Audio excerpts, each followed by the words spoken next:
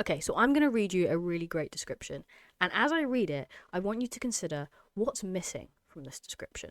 Okay, so taking an exam can feel like a whirlwind of nerves and focus. The tension hangs thick in the room like a tangible weight pressing down. It begins with the rustle of papers, a sound that seems impossibly loud. The creak of chairs echoes eerily as students adjust their positions. The tapping of pens is relentless. It's like a rhythmic reminder that time is slipping away. Your eyes dart to the clock and panic sets in. The questions stare back at you, daring you to stay calm. You scribble furiously, your thoughts leaping from one answer to the next, and then, just like that, the invigilator calls time. Relief and uncertainty wash over you simultaneously. The exam is finished, but its outcome remains a mystery. You step outside, carrying the weight of hope and doubt as you wait to see if your efforts will bear fruit. Ooh, spooky stuff.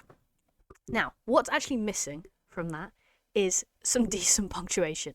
So what we have there is perfectly correct punctuation. There's nothing wrong with it. We've got all the commas and full stops in the right place, okay?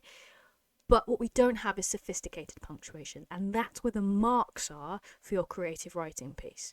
So let's look at a slightly different version. Boom. Just like that. We've got some fantastic punctuation. So the text is exactly the same, okay? But what's been changed is that I've replaced quite a few of the full stops with semicolons. Now we know we can put a semicolon where a full stop sometimes goes if the two sentences are so closely related in subject that they're almost part of the same sentence, because a semicolon splits two main clauses apart, so we can definitely do that. We've also got some dashes in there. Now, dashes can be used at the end of sentences to add a bit of drama. So an extra clause, whether that be a main clause or a subordinate clause, to add some drama to your sentence. So in the first version, all of the parenthesis where you have a clause in the middle of a main clause was used with commas, but remember you can also use dashes and brackets for that.